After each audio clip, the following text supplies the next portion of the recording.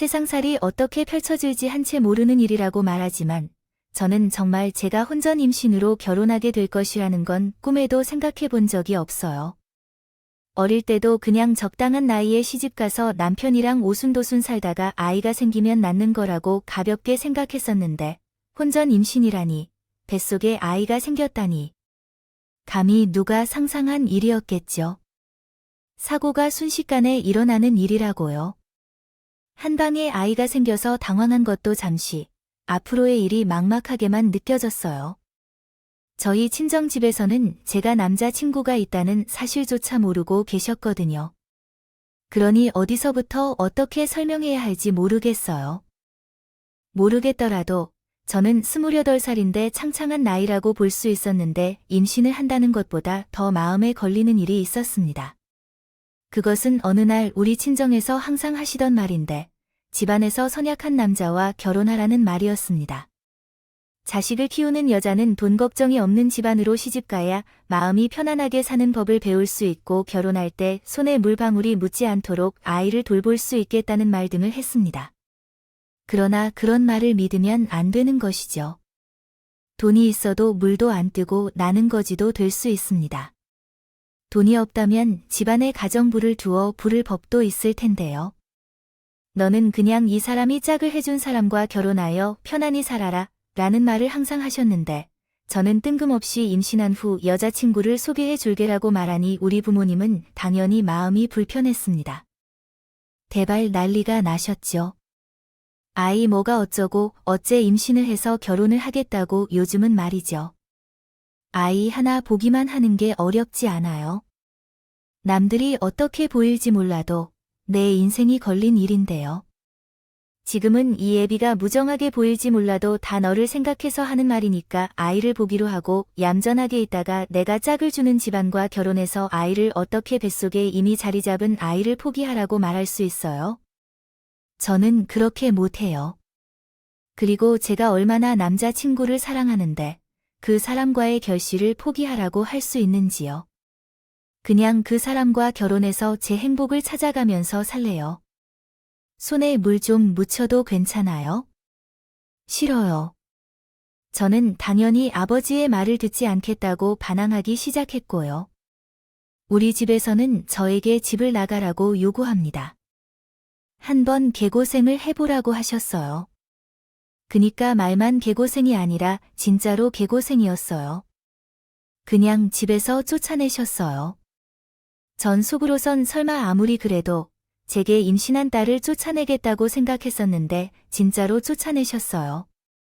제가 소중히 보관하던 옷과 가방, 액세서리 등을 챙겨주지 않고 몸만 덜렁 내쫓아 버렸어요. 처음에는 반항심에 어디든 두고 보자. 무일푼으로 내쫓길지언정 내 인생 내가 만들어가는 거야 라고 생각했는데 돈을 펑펑 쓰다가 갑자기 이렇게 무분별하게 취급당해서 오갈 곳도 기댈 곳도 없이 딱 미치겠다는 생각이 드네요. 당장 두 다리를 뻗고 잘 수 있는 공간도 없었고요. 이럴 줄 알았으면 미리미리 다른 주머니를 좀 채워두고서 이래서야만 잔뜩 하고서 시댁으로 들어가서 살게 되었죠. 혼인신고를 하고 같이 살게 되었지만 모든 일이 너무 갑작스럽게 벌어져서 임신까지 하게 되었고 그래서 일이 가속화되면서 진행되었어요. 남편도 딱히 모아둔 돈이 없는 상태였고 다른 남편이니 공부를 매우 잘하는 남편의 동생, 즉 도련님에 비해 뒤처지는 존재로 그늘져 살고 있었고요. 말하자면 상상이 좀 되시겠지만 우리 두 사람은 시댁에서도 애물단지 취급을 받는 존재였다는 말입니다. 다 큰 인간들이라 해야 할까? 무슨 학생이건 정신을 못 차리고 임신을 덜컥하고 그래서 그나마 뱃속에 있는 것일 뿐이죠.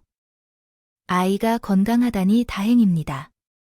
어디 하나 아픈 곳이라도 있는 아이를 키우는 것을 생각해봐라. 너희들은 돈이 있니? 가진 게 무엇인가? 아예 없는 주제인가? 어떻게 임신부터 생각을 했는지. 아이가 우리 것이라고 생각했었나? 나름대로 철저히 준비를 했다고 했는데 아이를 엄마라고 생각하면서 이제는 며느리를 만났으니 그냥 예쁘다 생각하고 잘 보시면 안 되겠니? 우리가 무슨 나쁜 짓을 했나? 앞으로의 일은 천천히 준비하면 돼. 우리 두 사람이 남들보다 잘 살게 할 것이야. 응, 그러게 말야. 누가 못할 리가 없어. 당연히 잘 살아야지. 누구 속일 더러운 결혼인데, 그래도 내가 손자 하나는 빨리 만나고 싶어서 그렇게 노래를 불렀는데, 기분이 조금 이상하면서 나쁘진 않네. 이미 뱃속에 자리 잡은 아이니까 한번 화이트 데이블로 잘 키우자. 봐 잔소리를 하긴 했지만, 그래도 손주가 태어난다는 것을 썩 싫어하지 않으셨던가요? 내쫓을 생각은 없으시다고 보였어요. 아무리 그래도 혼인신고를 했으니 결혼식에 대해 이야기를 나눠봐야 할 것 같습니다. 양과 상견례 자리를 아니라 아이 순서가 조금 이상하긴 하지만 태어날 아이를 위해 미리 혼인신고를 한 것이니 서로 이해할 수 있는 부분이라 생각해요. 그러니 한번 이 자리를 마련해 보세요. 사돈댁 얼굴도 뵙고 이야기도 나눠봐요. 당연히 우리 친정집에 사실을 알렸는데 죽어도 그 자리에 나타나지 않겠다 하셨다면서 연락도 하지 말라고 하셨다고요. 제 연락에 응하지 않는 친정 부모님에게 통보식으로 장소와 날짜를 문자 메시지로 보내두었는데 상견례를 하는 날이 되었습니다.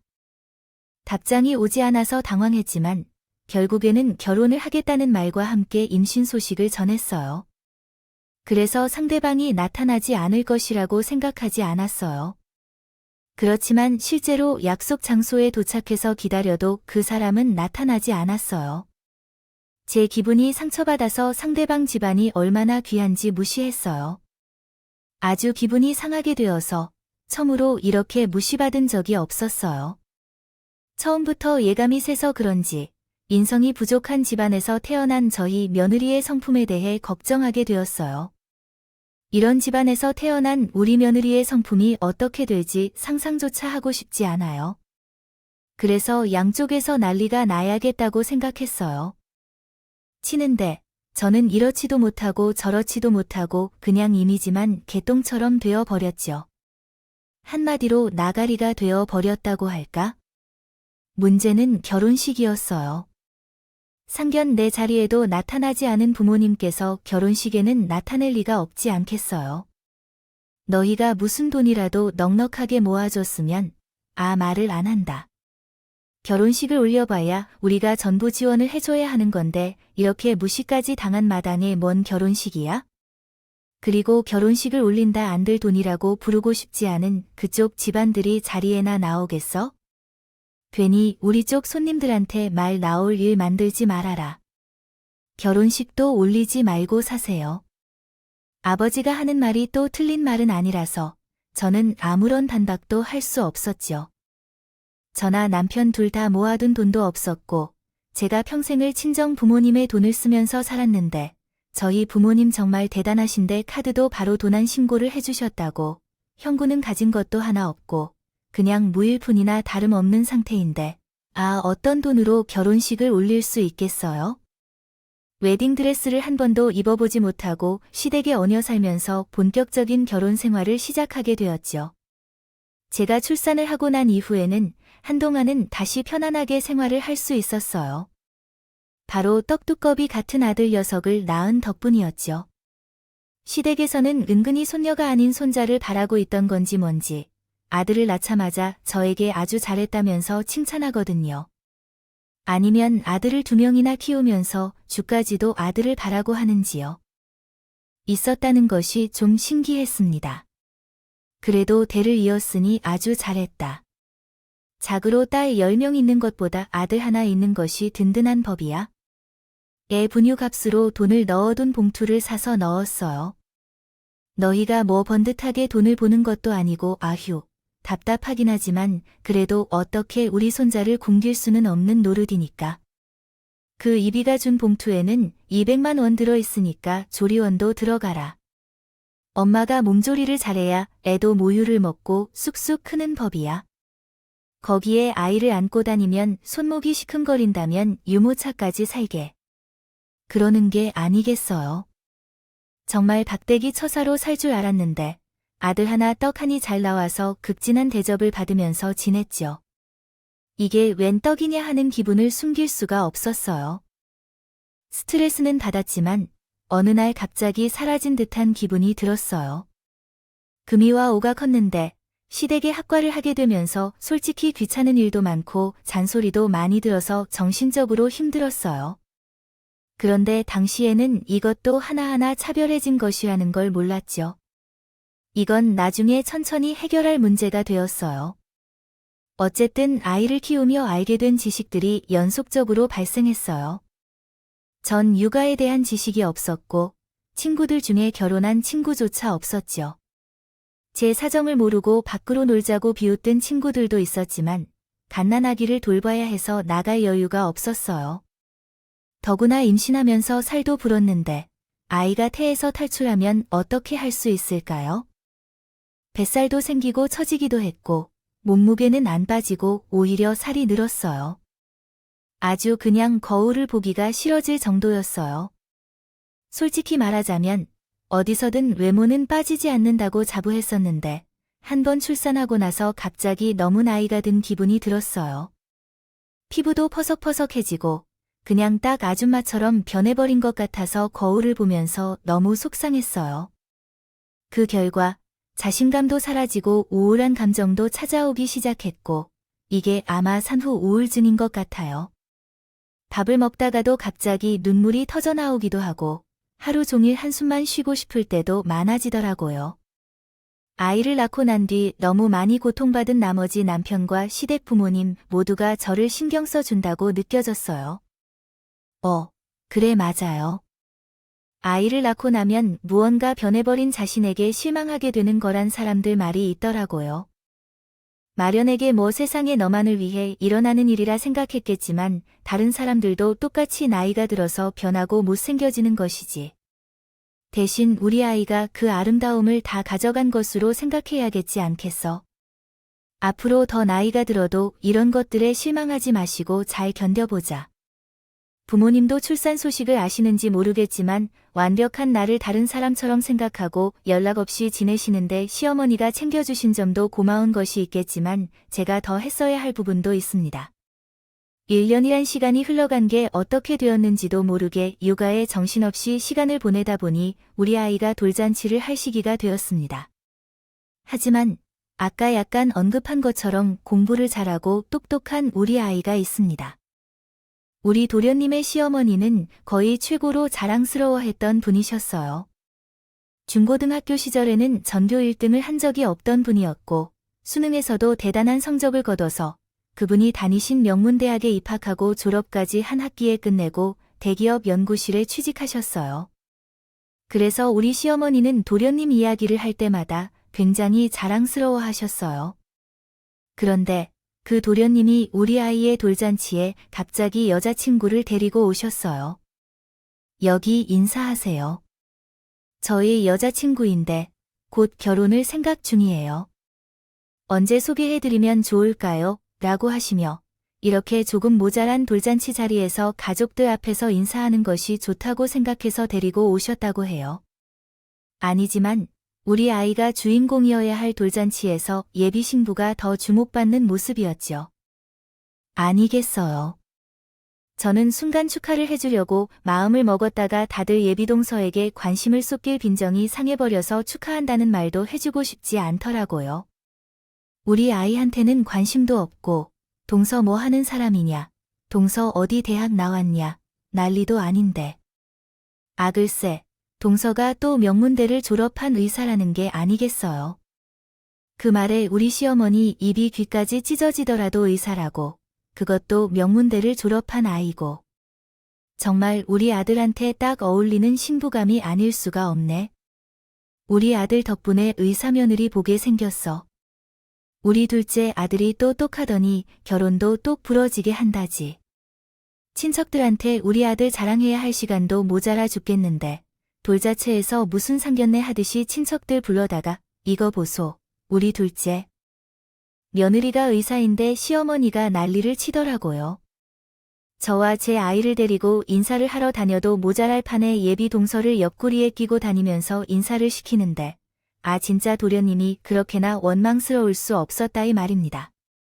근데 이 분위기를 읽었는지 동서가 아주 여우과 중에서도 꼬리가 9개 달린 여우였던 거죠. 아이를 안고 이러지도 못하고 저러지도 못하는 저를 우습게 보기 시작한 거예요. 제가 28살에 결혼했잖아. 근데 우리 남편이 저보다 무려 6살이나 많았단 말이죠. 근데 우리 도련님은 저보다 4살이 많더라고. 동서가 글쎄 도련님이랑 동갑이라고 하더라고요. 그러니 저보다 손 아래 사람인데 4살이 많은 상황이었어요. 이게 얼마나 불편한 일일까요? 직업이 의사니까 말 안 해도 다 그냥 미래가 보장된 사람이죠.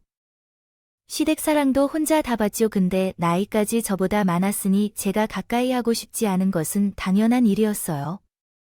차라리 형님으로 살 같은데 할 텐데 설하는 자리가 더욱 불편하게 만들었고요.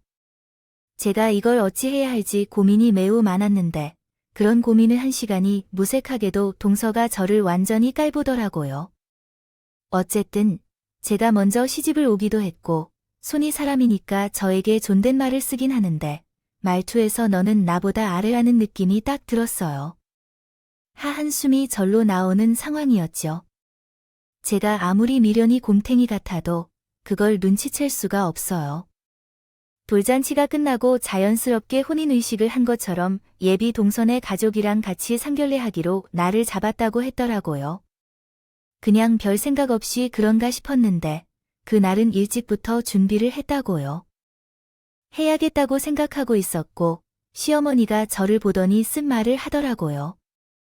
예를 들어 곰곰이 생각해봤는데 너는 그 자리에 나오지 않는 것이 좋을 것 같다. 집에서 편안하게 혼자 여유를 즐기며 아이를 돌보며 있어. 내가 그 자리에 머물러 뭐 하겠어? 솔직히 말하면 나의 어린 형인 있으니 예비 시아버지 집에서 좋아하라고 하실 것이야. 당연히 불편해하겠지. 내가 가진 것도 없고 내로선 세울 것도 없고 든든한 친정도 없는데 우리가 예쁘게끔 해서 너를 그 집안에 소개시키겠어? 쪽발이가 되지 않게 자리 차지하지 말고 집에 있는 게 좋겠어. 맞아. 시이 말 참 틀린 게 없지. 그냥 나와서 실거리에 있지 말고 편안하게 집을 지키는 게 나을 거야. 밖에 나가면 개녹슴에 거짐도 들 것도 많고 아이가 그 자리에서 울기라도 하면 우리가 눈치 보여서 무슨 말이라도 하겠냐. 대화를 나누러 가는 자리에 갓난 아기가 껴있으면 무슨 알겠어. 넌 그냥 집에 있어. 근데 저도 참 바보 같은 게 그 자리에서 아무 대꾸도 하지 못하고 그저 고개만 끄덕였어요. 제가 부끄러워서 오지 말라고 하는 걸 잘 알고 있었지만 가겠다고 고집을 부릴 수가 없겠더라고요. 시부모의 말처럼 제가 내세울 게 있는 것도 아니고 그냥 자리만 차지하는 건데 아이가 울기라도 하면 정신이 날 뻔했고 그럴 것 같았으니까요. 하지만 지금 생각해보면 무조건 박박 우겨서라도 그 자리를 차지하고 있어야 했던 건데 그때는 왜 그렇게 주눅이 잔뜩 들어서 시키는지 어떤 맥락에서 그렇게 했는지 모르겠네요. 나는 결국 상견례 당일에 집에서 아이를 보살피고 있었고 남편을 제외한 가족들은 상견례 자리에 나가게 되었어요. 그 자리가 끝나고 남편에게 물어보니 상견례 자리에서 도련님 결혼 날짜를 딱 잡아왔다고 했어요. 그 이후로 도련님과 예비 동서의 결혼 준비가 시작되었는데 이게 또 속상했어요. 나는 결혼식도 못 올리고 결혼했는데 동서는 최고급 호텔에서 화려하게 결혼식을 올린다고 했어요. 그리고 유명한 수입산 드레스까지 빌려 입는다고 자랑을 해요. 여자라면 한 번쯤 드레스를 입고 싶단 생각이 들죠. 그런데 동서가 나에게 제안을 하더라고요. 형님, 나가 결혼식을 준비하는 걸 너무 눈치 없이 형님께 곧바로 말한 것 아닌가 싶다. 고 말이에요. 형님은 결혼식도 못 올리고 살게 되셔서 제가 하는 것이 다 부럽겠죠. 그래서 이렇게 말씀드리고 싶은데 제가 다이어트를 시작하면 드레스를 갈아입을 건데요. 그때 이브닝 드레스 같은 것을 입을 거거든요. 형님도 결혼식을 못 올렸으니까 같이 이브닝 드레스를 빌려 입는 건 어떨까요? 제가 빌려놓을 테니까요. 아 정말요. 그 이브닝 드레스 안에 좋으니까 꼭 한번 입어보고 싶었던 것이라 동서가 제안해주니까 너무 좋네요. 웨딩 드레스까지 아니어도 괜찮으니까 꼭 입어보고 싶었어요. 이게 함정일 거라 생각해도 누가 받겠나요? 저는 정말로 동서가 쟤를 생각해서 제안을 해준 것이라고 생각해요. 사실 제가 출산하고 살이 뒤룩뒤룩 찌겠거든요. 뱃살도 엄청나게 쪘는데 동서가 딱 달라붙는 머메이드 끝에 신상 대응하기 위해요. 드레스를 가져왔는데 살이 많이 튀어나와서 보기 흉했습니다. 반면에 동서는 너무 잘 어울렸어요. 결혼을 준비하면서 다이어트도 해서 몸매가 매우 날씬해졌기 때문에 그 옷이 본인 옷처럼 보였어요. 하지만 결국 저는 드레스 지퍼도 잘 올라가질 않아 입어보지 못했습니다. 옷이 찢어질 것 같았고 아우 형님이 이렇게 퉁퉁하게 모르고 사이즈를 잘못 빌려왔네요. 어떻게 해야 할지 모르겠어요. 옷으로 가리고 있었지만 날씬해질 줄 알았는데 살을 빼야겠습니다. 내가 보아도 너무 뚱뚱하고 못 내겠네요. 그렇게 제 자존심만 박박 상처받게 만든 도련님의 결혼식이 끝나고 그 후 6개월이 지난 후 동서가 글쎄 임신을 했다고 하더라고요. 어머니, 아버지, 칭찬해 주세요. 제가 임신했어요. 요즘에요. 들어서 몸이 축축 처진다 싶어서 혹시 몰라 병원에 출근한 김에 피를 검사해봤더니 임신이라고 하더라고요. 아이 뭐라고 임신을 했어?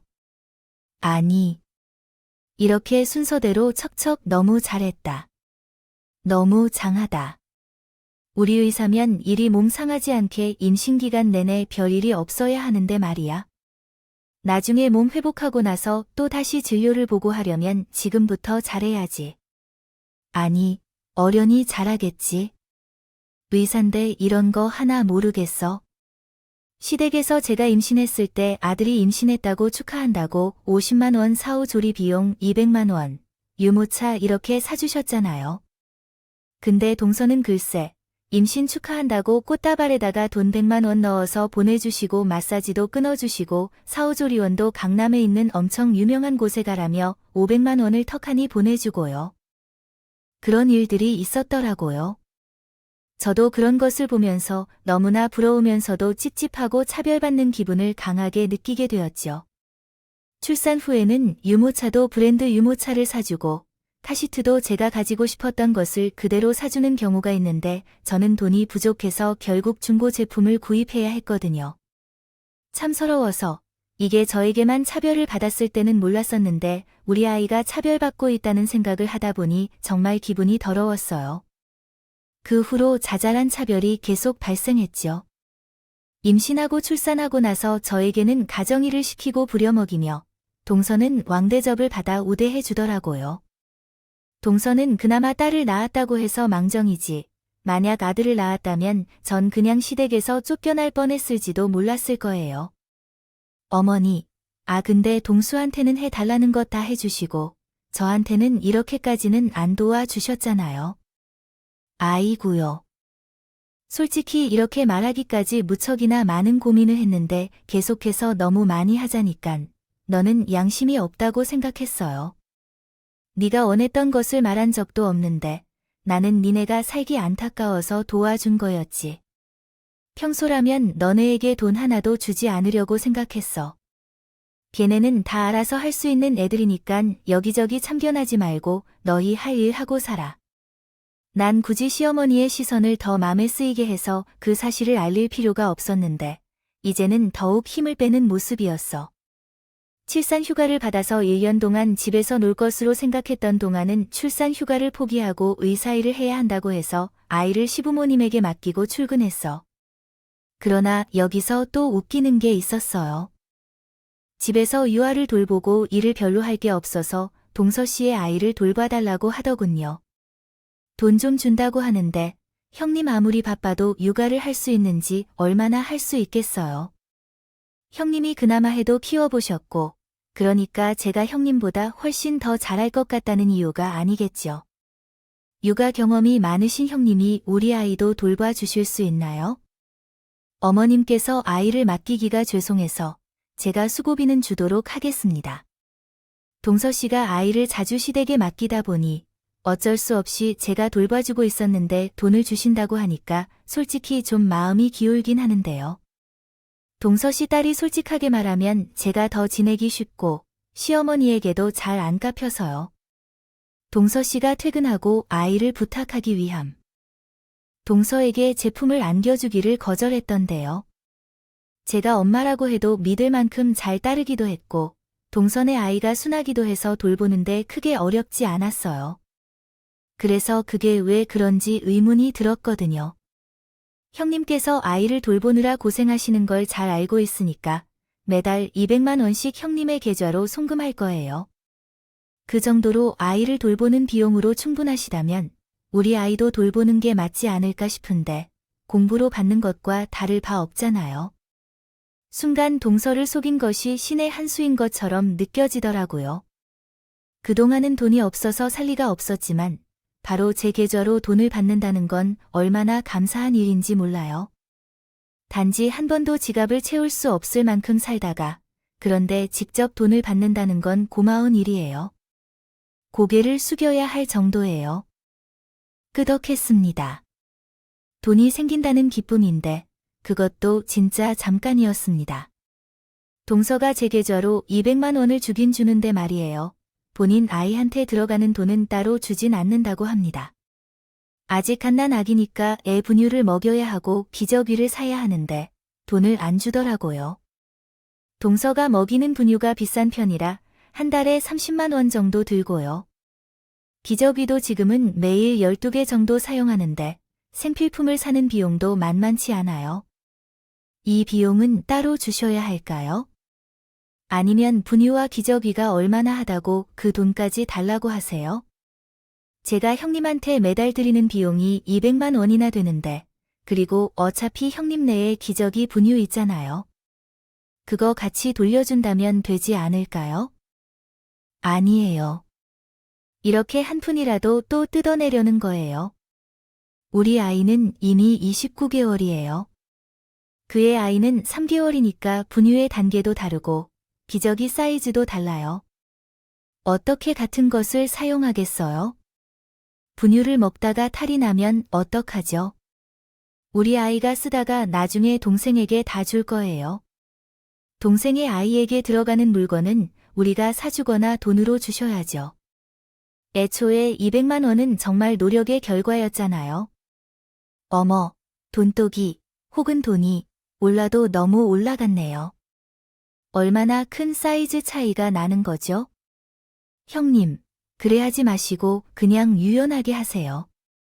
적당히 함께 돌렸으면 좋잖아요. 중간 사이즈를 사용하면 되는 거 아니에요. 우리 아이에게 밥 좀 많이 주세요. 무럭무럭 건강하게 자라요. 자라나게 동서는 의사라는 사람이 계산도 안 되나요? 아이고 봐봐요. 우리 애가 29개월이고 동생은 3개월인데 왜 이렇게 무식한 소리를 해요? 동서한테 들어가는 분유랑 기저귀 값은 당연히 더 주어야지요. 의사가 뭐 별거 없네요. 그런 건 하나 계산을 못하고 말이에요. 아니면 육아에 대한 지식이 전혀 없어서 그런가요? 수학과 회사인 친구들도 있을 텐데 좀 물어보세요. 무식한 척 내지 말고요. 이런 건 공부를 해야지요. 자기 일만 잘하면 뭐 하겠어요? 뭐 하라고요? 아니 제가 형님한테 무시를 당할 은 아닌 것 같은데 제가 지금 이런 소리를 듣고 있어야 해요? 아 정말 기분이 나빠서 원 기본적인 상식도 모르면서 아는 척 이야기를 하니까 문제가 되는 거죠. 제가 오죽하면 똑똑한 의사 동사. 앞에서 자격 있는 척하고 계시는데요. 아이가 억울하면 조금 더 공부를 해서 반박해보세요. 저는 일단 말은 다 했으니까 돈을 더 주시면 좋겠고요. 결국 이것을 찬양하든지 비판하든지 제 의견이 옳은 말임은 분명합니다. 동서는 씩씩하게 말을 하면서 제 말에 대해 반박을 하지 못하고 50만 원을 추가로 주겠다고 말했어요. 일단 생활비만을 받았으니 괜찮다고 생각했는데 시아버지가 두 아이를 돌봐야 할 때 시어머니는 오로지 동선의 아이만 사랑을 주시며 예쁘다고 말씀하셨습니다. 아이고, 둘째 어린이는 눈도 똘똘하고 공부도 잘할 것 같은 모양입니다. 이 아이에게는 얼마나 기대를 할 수 있을까요? 첫째는 지금 그 어떤 것도 잘 해내는 일이 없어 걱정이에요. 2개월이면 벌써 말도 잘 하게 된다면 제일 중요한 것은 무엇이 될까요? 마이크로소프트 팀의 엄체 멤버들이 멀티플레이어 게임을 즐기던 중 서로에게 대법관은 대도시를 장악할 권리란 굴레에 얽매이는 시민들의 현실을 논평했다. 머리를 믿는다고 인지하든 모르든 차별을 하는 사람들이 있었던 거예요. 속이 답답하고 끓을 때도 있었지만 이후에 커서 어떻게 될지 아무도 모르는 일이라서 우리 아이가 저를 대신해서 복수를 해줄 거라고 생각하며 참아내고 버텨왔어요. 1년 후 우리 아이의 돌잔치를 하는 날이 되었는데 서서히 기분이 나빠졌어요. 왜냐하면 시어머니께서 아이한테는 금 돈짜리 팔찌를 선물해 주셨거든요. 그때는 우리 아이의 돌잔치 때 아무것도 안 해주셨는데 말이에요. 정말로 금반지 한 개도 안 줬다는 거였어요. 나도 그때는 황당해서 거기서 깽판 한 번 치고 싶다고 생각했어요. 왜냐하면 어머니께서 우리 아이한테는 돌반지도 안 주셨는데 동선에는 돈짜리 팔찌를 주시는 거라서 차별이 심한 게 아닌가 싶었거든요. 아이고, 참 낯설고 당황스러웠어요. 너와 아이를 데리고 갔냐고? 아니요, 너는 고졸 백수이고 아이는 명문대를 졸업한 의사니까요. 동료들에게 체면이 있을 수도 있어요. 제 어머님도 사이버 대학 졸업했거든요. 사실 대학 졸업은 같은데 왜 그런 차별을 해서 사람들 기분을 상하게 만드세요?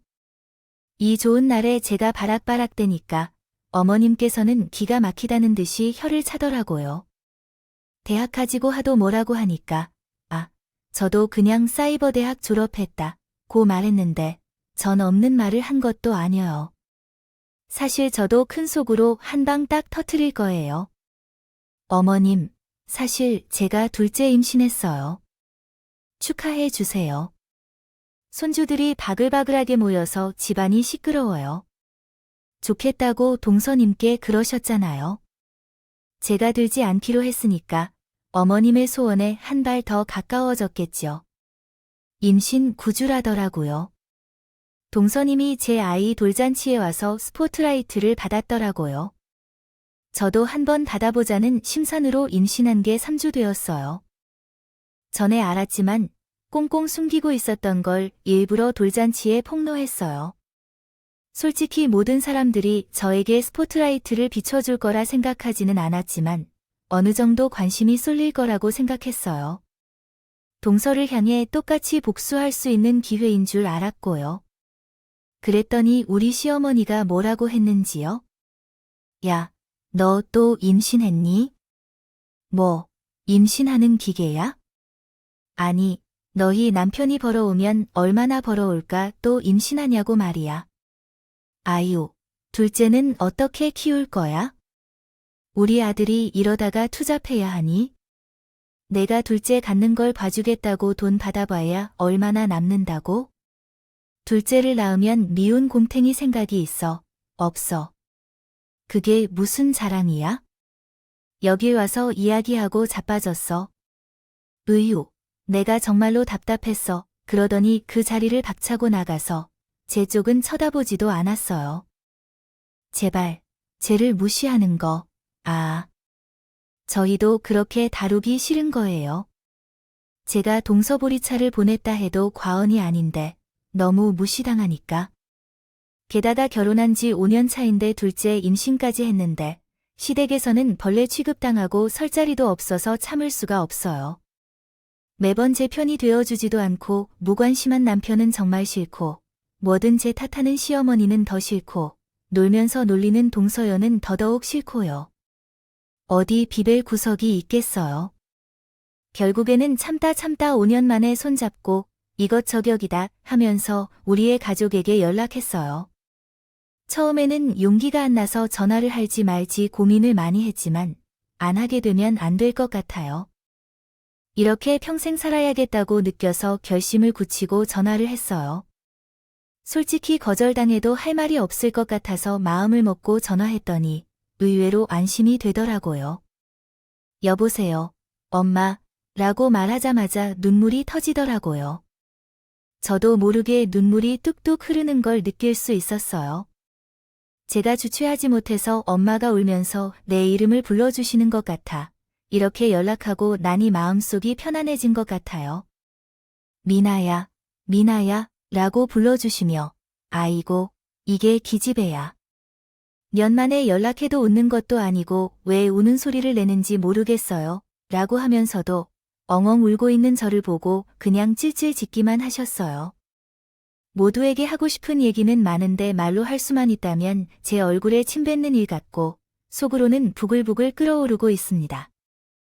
아주 미친 것 같아서 환청이 들릴 지경이었어요. 제가 아무 말도 못하고 그냥 끝끝내니까 친정 엄마께서는 글쎄, 제가 너를 만나자고 해봐도 괜찮은 것 같아, 미나야. 만나서 이야기하자.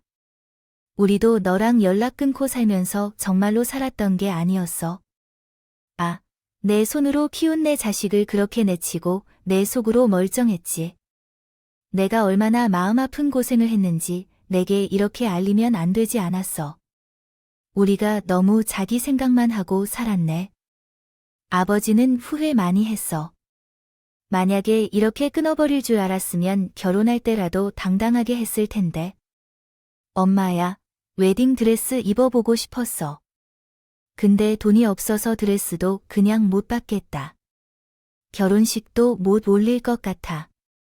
얼마나 철없이 살았는지를 알게 되었어. 나는 바보야, 엄마. 미안해. 그 시댁이라는 이들 결혼식도 없이 되어 버릴까 봐. 나는 올려준 것을 일생에 한 번 입어보는 건데 지금이라도 안 되겠다. 결혼식이라도 제대로 올리자. 아이, 누구보다 더 화려하게 올려버리자. 엄마, 나는 이혼을 하고 싶어서 용기 내서 엄마한테 전화를 했는데 결혼식은 무슨 결혼식이야? 엄마, 나는 있잖아. 이혼하고 싶어. 이대로는 정말 못 살겠어. 이혼할래. 도와줘. 5년이나 연락이 한 통 없어서 누구보다 잘 살고 있는 줄 알았더니 갑자기 이혼을 하고 싶다는 게 무슨 소리야? 이거사, 잘 살고 있었어야지. 갑자기 전화해서 이러면 내 속이 더 썩어 버릴 텐데. 나 하나도 잘 살지 못했어. 엄마가 너무 보고 싶었고 그런데 그렇게 쫓겨난 이후에 무서워서 연락할 생각도 못했어. 엄마, 나 이혼하고 싶어. 제발, 한 번만. 도와줄 수 있을 것 같아요. 전화로 통화하는 것이 아니라 직접 만나서 얘기할까요? 내가 어떻게 사는지 이야기도 듣고 왜 이혼을 생각 중인지도 들어보고 싶어. 저는 친정엄마와 자주 만나던 호텔에서 약속을 잡아 저녁을 먹기로 했어요.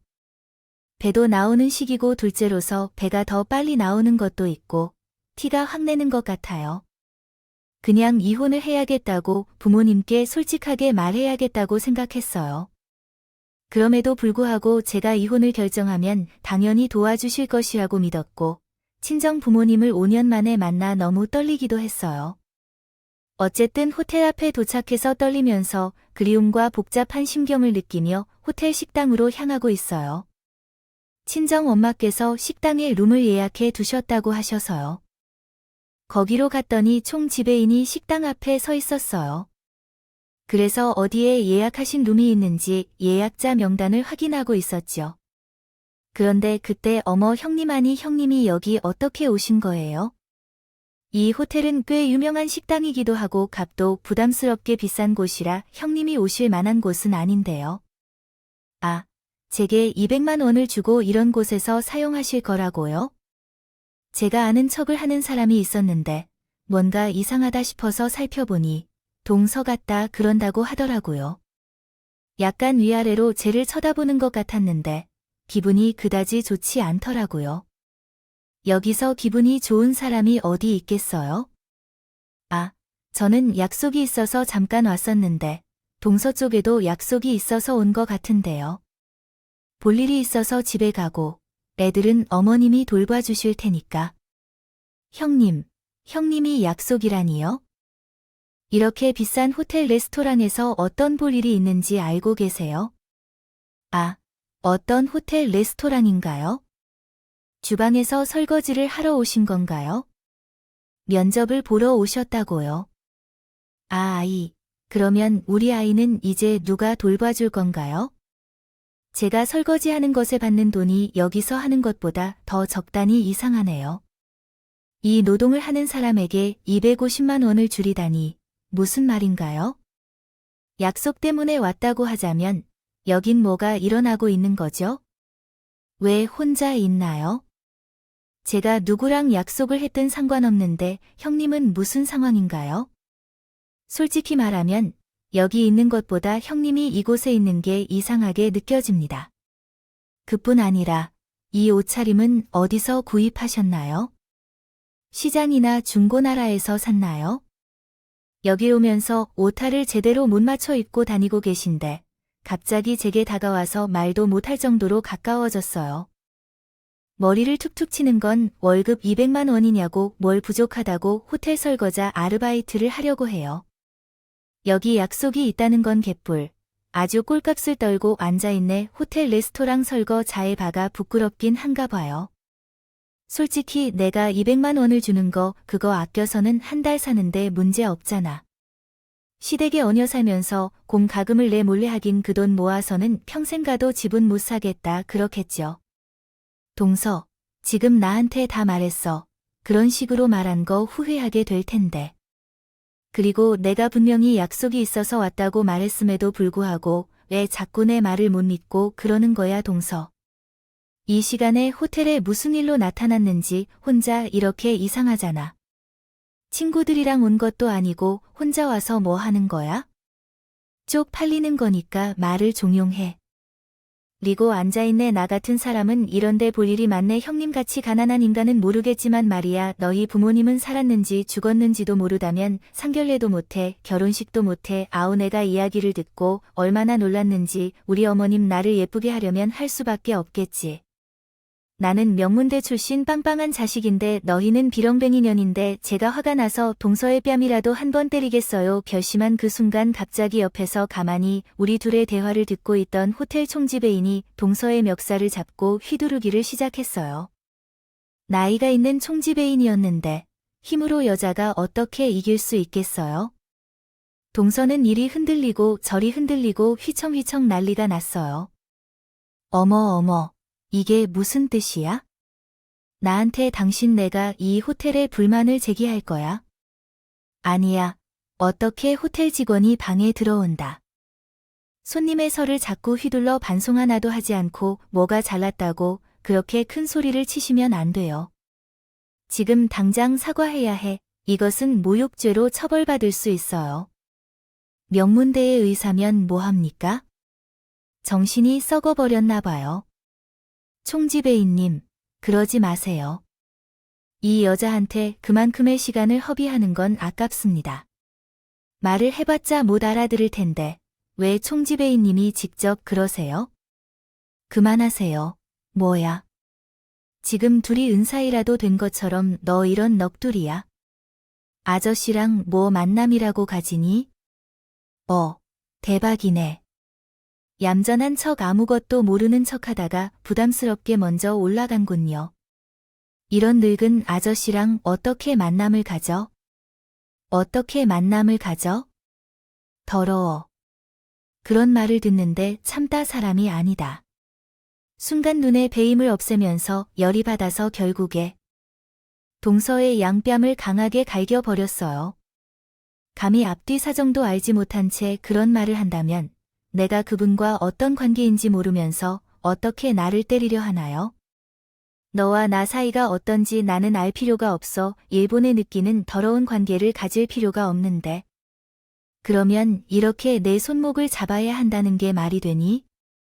내가 그것을 부모님들께 알린다. 넌 어딘지 집을 나가야 할 것 같아. 아들 하나 나왔다고 얼른 팔을 잡아줄 줄 알았는데. 그리고 동서 얼굴을 때린 걸로 기분이 좋은 건지 손을 들고 제 얼굴을 때리려 하려 하는데 순간에 누군가 동서의 손목을 급하게 잡아 그만두도록 하고 조용히 향하던 소리를 들으니 그 시선을 옮겨보니 우리의 친정 어머님이었어요. 이 여자는 뭐 하는 짓이야? 내 딸을 때리려던 그래서 여기 사람 불러와? 이 모순스러운 일을 보며 당장 그 호텔에서 쫓아내고 다시는 오지 말라. 들어가면서 무슨 말을 하는 거야? 나를 막아서 나가라 말이야. 너 그렇게 빠져나가서 VIP라니 내가 얼마나 훌륭한 사람인데? 나를 막아서 누구 안 알아? 나는 의사야. 의사야. 아이고, 의사로 돈 벌어서 얼마나 많이 보는 줄 알아? 우리 호텔 VIP는 관문 기다려봐라. 저 총지 베이님 VIP 명수 가져와. 내가 확인할게. 지베이님, 빨리 프런트로 가서 서류 하나 가져오게. 엄마가 서 있어서 너 이름이 뭐냐고 물어봤어. 동서가 사태 파악이 안 됐는지 요청하는 건가? 너 누군데 들어가서 이러냐고. 허리를 끼고 동태를 살피는데 나랑 똑같이 팔짱 끼고 있어. 엄마가 내 옆에 딱 붙어 있어서 동서가 어색해했겠지? 널 때리려고 하는 애가 내 딸인데 넌 우리 딸 봐주나? 사인이지만 이렇게 큰 소리를 떵떵 치면서 육을 빈 척 행세하는 것도 거짓말이 아니에요. 입만 열면 헛소리를 해야 될 것 같아 내가 들어주어야 하는데 내가 멀쩡히 살아있는데 왜 우리 딸의 부모가 죽었는지 살았는지도 모른다고 해? 아, 잠깐만요. 아니, 우리 형님 어머니시다. 아니, 잠깐만이라 호텔을 우리 것이라고 하지 않으셨어요. 아, 진짜 여기. 갑자기 마음에 안 들게 꼬리를 내린 그래서 미나야. 예의, 몰상식한 의사 행세하는 여자가 동서가 맞니? 저는 뭐 부정할 수 없는 관계니까 고개를 끄덕였어. 그제야 친정엄마가 아랫사람으로 불쌍하게 쳐다보셨다. 사실은 체인 호텔 중 하나를 운영하고 있어요. 집안이었던 호텔이었어요. 5성급 호텔은 아니었지만 도심에서 잘 운영되는 호텔 중 하나였어요. 많은 비즈니스 만남을 위해 오시는 분들이 많아서 식당이 꽤나 고급스럽게 운영되고 있었죠. 우리 부모님은 사업에 도움될 집안에 저를 시집시키려고 했지만 저는 혼전 임신으로 인해 현재의 남편과 결혼하기로 하자 속죄해 주신 거죠. 약 5년의 시간이 흐른 후 서로 그리워했던 저희가 다시 만났는데 그 자리에서 충지베이님이 이런 말도 안 되는 소동이 벌어지게 되었어요. 충지베이님은 제가 어릴 때부터 일하셨던 분으로 제게 아버지처럼 따르는 분이셨는데 지금은 나이가 좀 들어서 당연히 5년 만에 제 얼굴을 알아보지 못할 리 없었죠. 저를 보자마자 드디어 화해한다는 기쁨에 동서 씨가 제게 모욕하는 말을 참을 수가 없어 달려들었던 것입니다. 제가 코아인이라고 부모가 없는 줄 알았는데 사람들이 이렇게 속일 수 있다니 솔직히 이런 얘긴 미리 말해줘야지. 친정이 부유하다고 해서 시댁에서 편하게 살면서 얹어 지낸 적 있었어. 정말 무서워.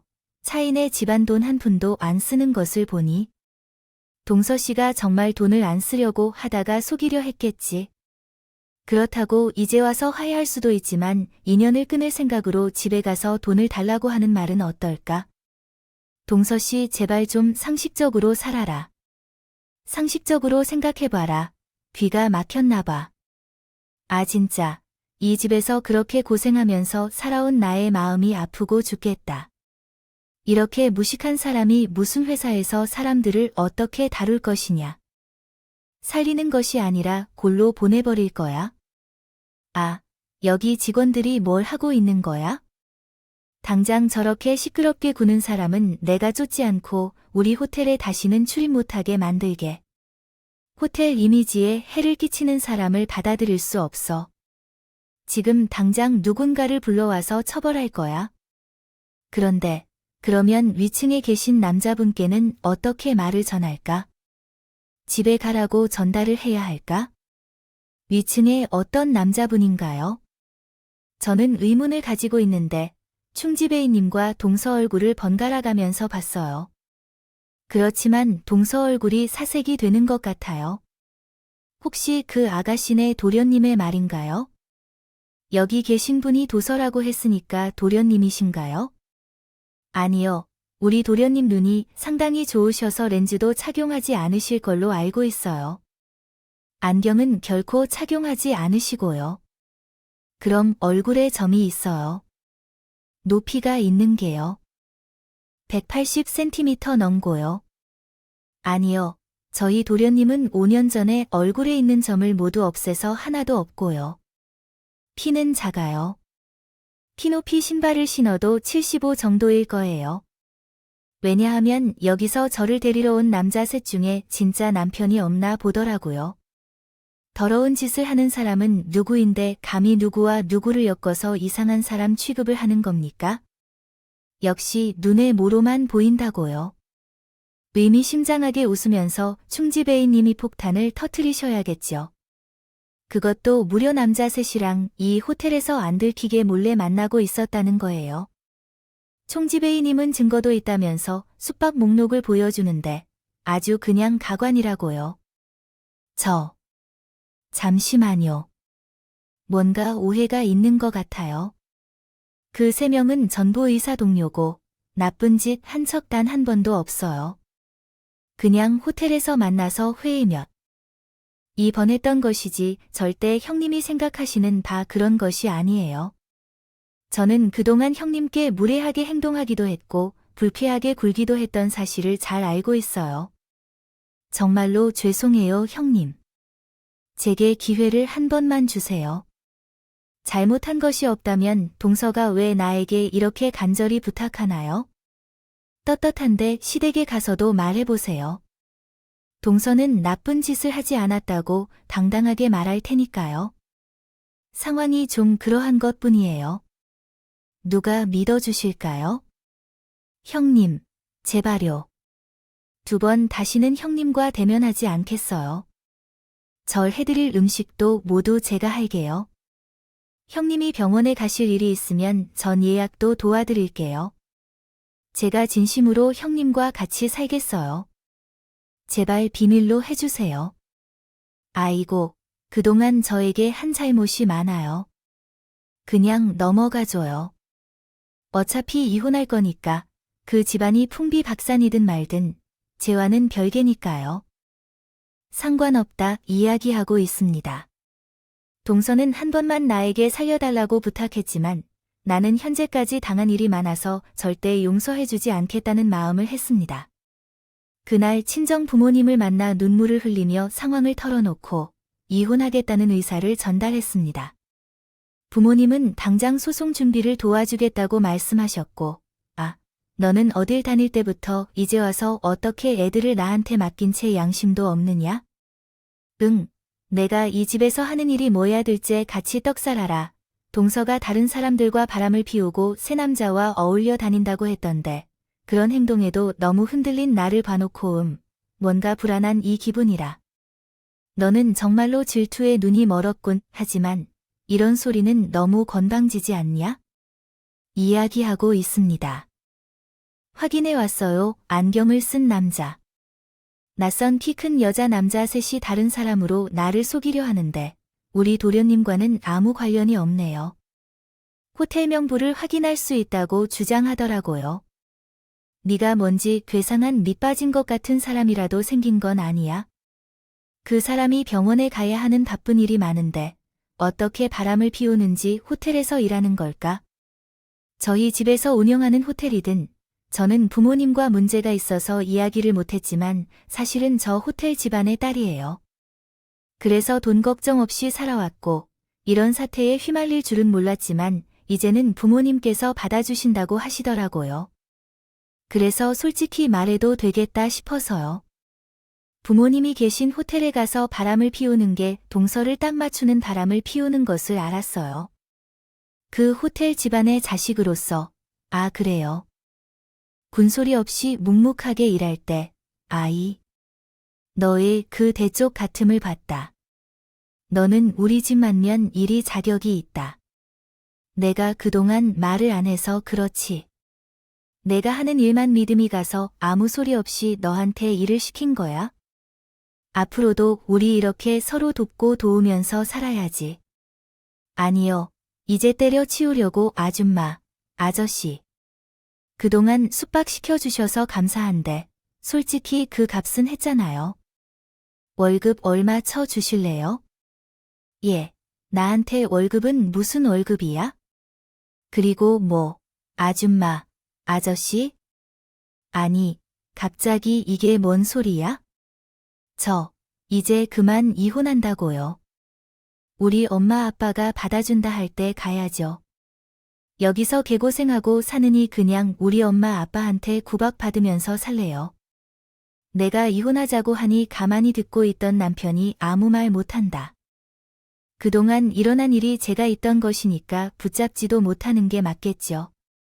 저한테 고개 숙이고 조용히 미안하다고 하는데 미안할 짓을 애초에 왜 하는 건지 이해 못해요. 제게 열받아서 남편 쪽 뺨을 한 대 싹 막갈기고 버렸어요. 그 소리에 시부모님은 얼음이 되어 버리셨고 너 이 정도로 퉁치기에 고마워 라며 결혼을 이혼하겠다는 마음으로 하겠다고 말해주셨어요. 절대로 막지 말고 내가 하는 길을 막아버리면 친정집으로 돌아간 뒤에 변호사를 선임하겠다고 했는데 남편이 협의 이야기를 제시했대요.